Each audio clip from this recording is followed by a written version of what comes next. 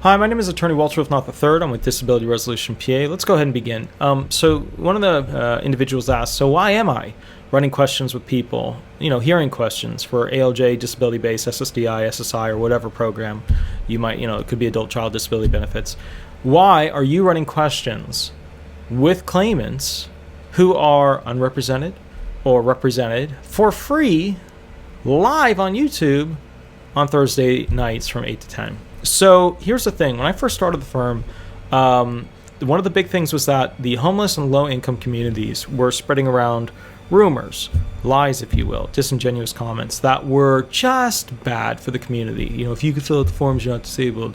If you know how to do this, all these things. So I went out to the local Orange County-based library system and gave seminars and did a bunch of seminars all over the place because, Orange County is huge.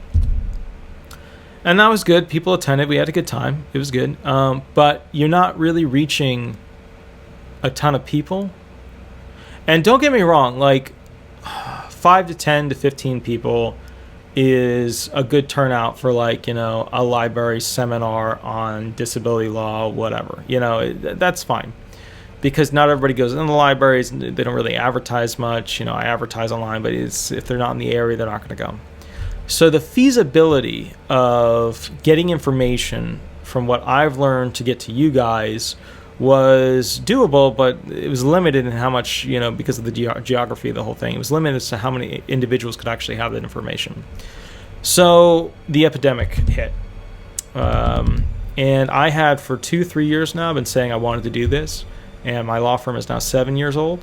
So, and keep in mind, I worked for my law firm, then I worked for another attorney, and then I worked for another attorney in disability law, all before I did my law firm. So you have to understand, I've been doing this for a while, and for the past 2 to 3 years, I've been saying, hey, I'd really like to go online and run questions with just random people, and it's a two-way street. It gives me the opportunity to test out prototype questions.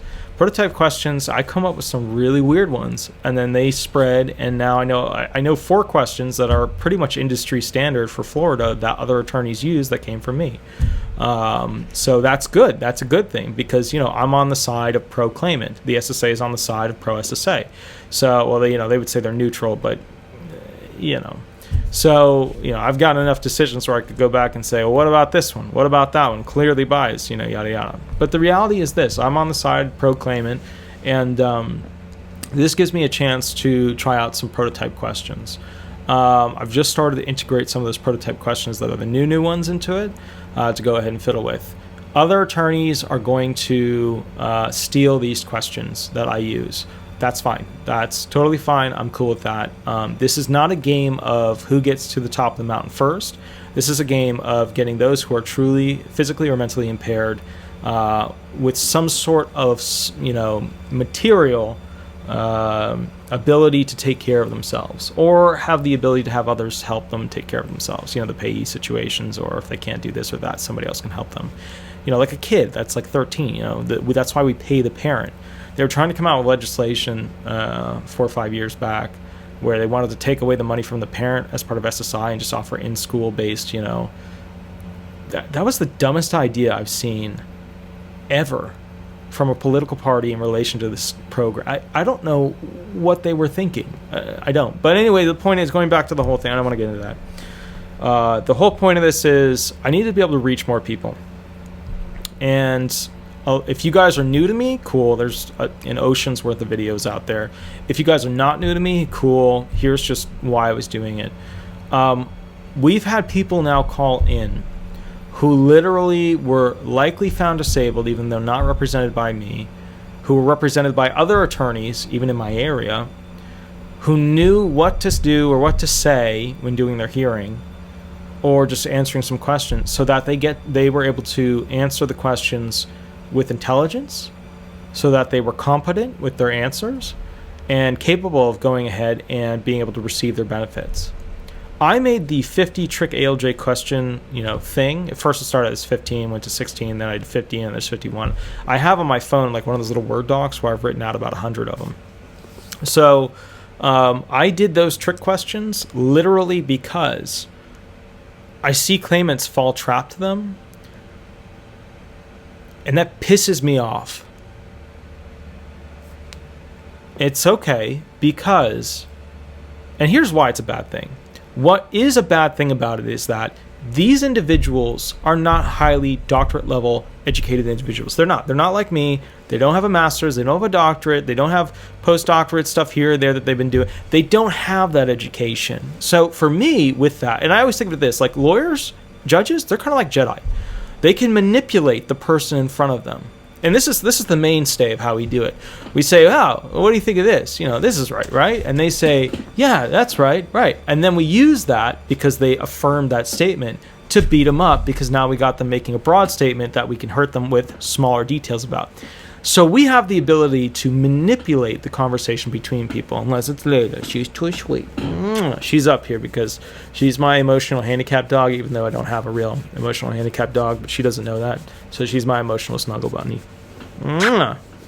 So what that means is that basically judges have the ability to, let's take the most classic one. Let's take the first one on the list. Do you have any issues with, for example, cooking, cleaning, laundry, or paying bills? Well, if you don't know to hit each one of those, and if you're in there just saying, I want to get out of here, and you're in there where you're just like, I got memory problems, I don't even remember what the second one was, who knows what the end of it was. I think the first one was something about laundry. If you're one of those types, how in the hell are you going to answer a 4-part question? You're not. You're just not going to answer a 4-part question. You're just not. Right? And then a lot of you guys don't realize how massive that question actually is, right? That question defines whether or not you are disabled. That question is enough to get you found not disabled right then and there in the court. Okay, I'm fine. How are you? Okay. Sweetie. Oh, God, she's okay. Oh. So what's happening is this.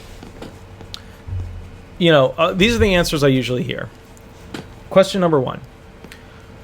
I don't want him eating soap. Question number 1. Are you able to do laundry? Or no, it's cooking. Cooking's number 1. Are you able to do cooking? Right? What they're looking for is, can you do, are you able to lift pots and pans, stand by a stove? Do you forget to leave things on? Do you forget to close things? When you leave things on, do you forget to turn them off? There's all these things. Are you able to follow instructions as part of the recipe? Are you able to follow recipes that you see on TV? Are you able to read a book and do recipes? Oral, written, based commands, instructions. Are you able to do these functions? How is the average person going to know that? The average person's like, I want to get out of here. I want to be done. No, I'm okay with those things. Boom, done. Not disabled. Are you able to clean? Reach up high with a duster. Push the weight back and forth of the vacuum. There's all these little things that you guys don't know about that structurally means something as part of the communications relevant for the hearing. Are you able to pay bills? Oh, I can't pay bills. I don't have any money. That's not what they're really asking, So I would get frustrated because people, and if we look at it like a play, right, they would give a bad performance. And it wasn't their fault because they really didn't know. Now here's the next thing. Did they have the opportunity to know? Did they have the capacity, the mental understanding, the ability to know? No. Most of them, no. They didn't. They would. Layla. Oh, that's a lot of tongue. So what do you need to know? I got a doggy tongue. What do you need to know is this. They didn't have the opportunity to know. So it was like these people were walking into a battle from, Middle Earth, and they were just winging it. They had no idea what the other side was going to do. They had no idea how bad it was going to be. They had no idea of the tricks that were going to occur, how they were going to come at them. It's like walking into a battle with a sword and then realizing the other side has laser guns. And the sad part about it is that you've probably waited 2 to 3 years at this point to go ahead and utilize those benefits, and you've been promising people left and right, and emotionally you've invested so much into these benefits that you believe because you fear at a high level what's going to happen. So now Shadow's upset because Shadow didn't get rubbies. So what this means is that people didn't have a fair shot. Okay, there's lots of things where people had a fair shot, right? There's lots of things, right? You had the choice to choose an iPhone or an Android, or if you don't have any money, you got the free phone from the government. It was what it was. But people, you had the choice to buy the healthy food or the bad food. You had the choice to buy cigarettes or alcohol. You had the choice to buy narcotic 1 or narcotic B, 2. So you had choices. You had choices, but the reality is, you might have chose correctly, or you might have chose wrong, But the reality is this: with this stuff, with the hearing stuff, with the disability hearings, there was nothing online. There wasn't. There's a few attorneys that hinted at stuff, but there was nothing, and I mean nothing online. Which is why I do the 8 to 10 on Thursdays. Do I have time to do the 8 to 10 on Thursdays? I don't have time. I literally go and work on more stuff after that, and I'm super tired at the end of it. My dogs are tired of me doing these videos. So, with that said, that's why I do... Okay, hold on. Come here.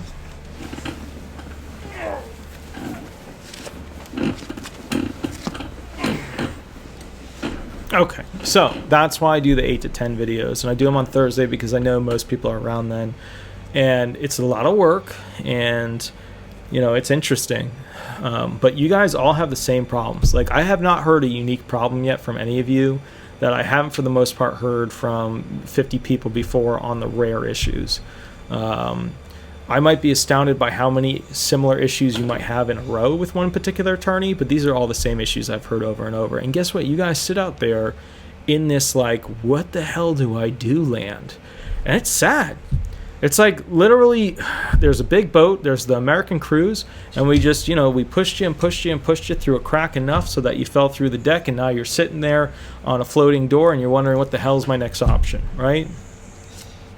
It's sad.